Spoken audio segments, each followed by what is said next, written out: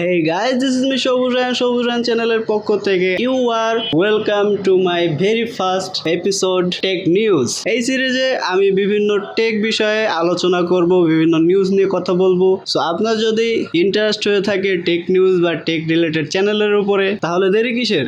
এখনই হিট করুন ওই সাবস্ক্রাইব বাটনটাকে এবং পাশে থাকা বেল আইকনটিকে এখনই বাজিয়ে দিন। তো দেখা যাক সর্বপ্রথম টেক নিউজটা কোথা থেকে আসছে। আজকের প্রথম নিউজ বের হয়ে আসছে PUBG PC লাইট থেকে।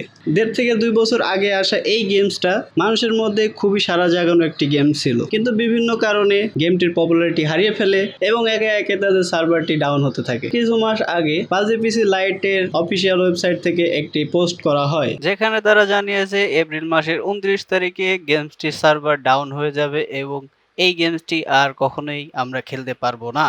কারণ হিসাবে অনেক কিছুই ধরা যায়। একটি গেমস মেনটেন করতে, তার সার্ভার মেনটেন করতে অনেকগুলো টাকা খরচ হয়ে থাকে একটি কোম্পানি। গেমসটির পপুলারিটি হারিয়ে যাওয়ার পর থেকে আর কোনো আপডেটই দেওয়া হয়নি এই গেমসটি। ফাইনালি তারা অফিসিয়ালি কনফার্ম করে দিয়েছে এই গেমে আর কোনো আপডেট আসবে না এবং 29 এপ্রিল গেমসটি পুরোপুরি বন্ধ হয়ে যাবে। কালকে এই গেমসের সব রকম সার্ভার ডাউন করে দেওয়া হবে এবং PUBG PC লাইট আমরা দেখতে পারবো না। সো PUBG PC লাইট গেমারদের জন্য এটা একটা দুঃখজনক সংবাদ। Annihilation গেমসটা বুঝতে পারছেন ইতিমধ্যে বাংলাদেশি গেমার লাভারদের মধ্যে খুবই বড়সড় একটা সাড়া ফেলেছে। কিন্তু এই গেমসটি আসার কথা ছিল 30 এপ্রিল, মানে আজ থেকে 2 দিন পরে, কিন্তু কোভিড-19 কারণে এই ডেটটাও পিছিয়ে গিয়েছে। অ্যানিহিলেশনের অফিসিয়াল পেজ থেকে একটা পোস্ট করা হয় যেখানে লেখা আছে তারা গুগল প্লে লিস্টে গেমসটি ইতিমধ্যে সাবমিট করে দিয়েছে অ্যান্ড সাবমিশনের পরে প্লে স্টোর 2 থেকে 3 দিন তারা টাইম নেয় গেমটি রিভিউ করতে, কিন্তু প্যান্ডামিকের কারণে কাজটি হয়ে উঠছে না, তাই আমরা 30 এপ্রিল গেমসটি খেলতে পারবো না। নেক্সট টপিক হলো গ্রাফিক্স কার্ড দিয়ে। সো গ্রাফিক্স কার্ডের অবস্থা এখন খুবই খারাপ। আপনারা হয়তো জেনে থাকবেন 1050 Ti, 1650 Ti এগুলো অনেকটা বেশি জনপ্রিয় এবং সাধ্যের মধ্যে অনেক ভালো একটা গ্রাফিক্স কার্ড। Nvidia অনেক ভালো একটা গ্রাফিক্স কার্ড। ইউমারেস অ্যান্ড লিক অনেক কিছুই আসছে।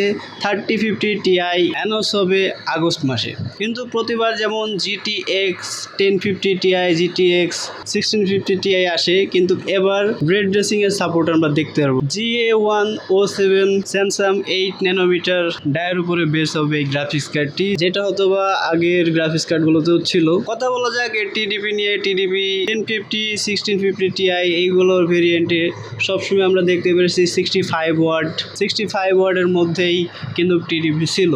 তো এক্সপেক্ট করা যাচ্ছে এই গ্রাফিক্স কার্ডটিও 65 TDPর ভেরিয়েন্টেই আসবে। 6 পিন বা 8 পিন কানেক্ট করতে হবে না, জাস্ট প্লাগ অ্যান্ড প্লে। যদি বলতে যাই গ্রাফিক্স কার্ডটির দাম কেমন হতে পারে, তাহলে এখন মার্কেটে যে অবস্থা তার জন্য হয়তো বা কমে আসলেও আমাদের যে মার্কেট সেলাররা আছে তারা একটু বেশিতে বিক্রি করতে পারে, কিন্তু এক্সপেক্ট করা যাচ্ছে 18 থেকে 24 হাজার এর মধ্যেই আমরা RTX 3050 Ti পেয়ে যাব। আগস্ট মাসের মধ্যে এটার অফিসিয়ালি অ্যানাউন্সমেন্ট হতে যাচ্ছে, তো keep it mind. Next news আসছে ইন্টেলের তরফ থেকে। ইন্টেল বাংলাদেশে অফিসিয়ালি রিলিজ হয়ে গেছে। তো 11 জেনারেশনের কোরাই 5 এর 2টি ভেরিয়েন্ট আমরা ইতিমধ্যে দেখতে পাচ্ছি।